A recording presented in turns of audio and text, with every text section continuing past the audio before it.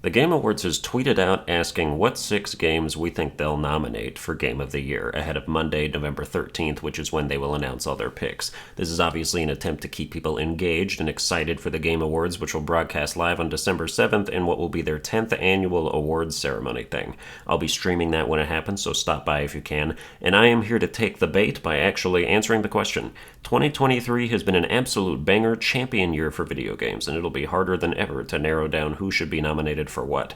So which 6 heavily lauded games will be good enough in the Game Awards' eyes to stand amongst each other in competition for the ultimate Game of the Year crown? Well, let's start with the obvious.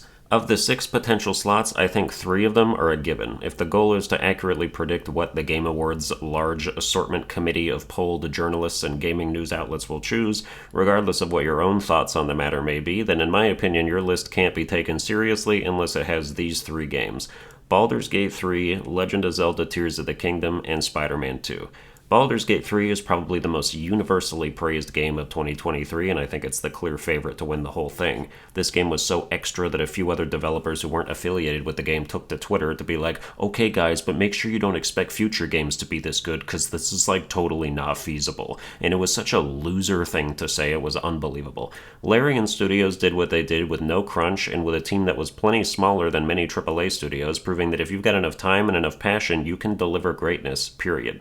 The Legend of Zelda Tears of the Kingdom is not my personal cup of tea, but Breath of the Wild won Game of the Year in 2017, and this is more of that, with some revolutionary mechanics thrown in, like Ultra Hand, which allows you to basically build anything if you've got some physics and engineering knowledge, from siege weapons to all-terrain vehicles to a giant dude with a flaming penis. This game is Breath of the Wild on steroids, so the idea that it wouldn't be at least nominated for Game of the Year is outlandish. And then there's Spider-Man 2, which also has historic pedigree in the Game Awards, because the first Spider-Man was nominated for Game of the Year in 2018, losing to the original God of War reboot, and this Spider-Man game is just better in basically every way. Bigger city, better combat, faster movement, actually non-existent loading, and more Spider-Man to kick ass with. Insomniac is one of the best developers in the business, and there's no shot that their current flagship franchise doesn't get the recognition it deserves.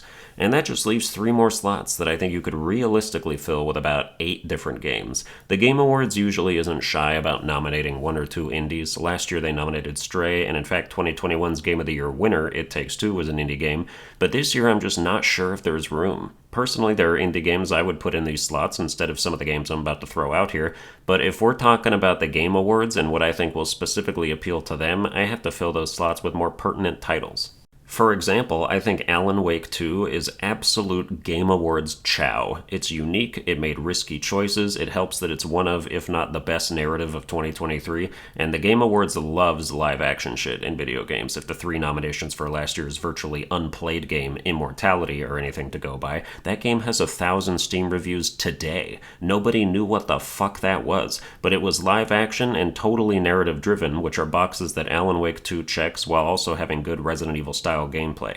They nominated Remedy's last game, Control, for Game of the Year back in 2019 too, so the evidence is piling up. The more I think about it, the more I would bet the farm on this game getting nominated. So what goes in the remaining 2 slots? Well, speaking of Resident Evil, I think you've got to put the Resident Evil 4 remake in there too. Resident Evil 2 was nominated for Game of the Year in 2019, and Resident Evil 4 is widely considered to be the best game in the franchise, so its remake getting nominated is basically a shoo-in as well.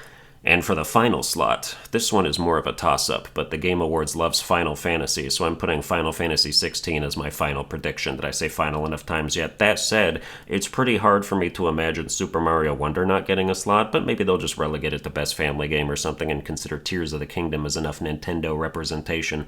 So that's my final answer. I think your 2023 Game of the Year nominations will be Baldur's Gate 3, The Legend of Zelda Tears of the Kingdom, Spider-Man 2, Alan Wake 2, Resident Evil 4, and Final Fantasy 16. And for the record, I think Baldur's Gate will win it easily. If it were me, I'd put some different games up there, but I'll be doing my top 20 games of the year list at the end of December, so that's when you can see all my personal goated picks. But that's going to do it for this episode. I hope you enjoyed it. If you did, you can like, share, and subscribe. Watch all my other videos where I have sex with a bear, and I'll see you guys next time.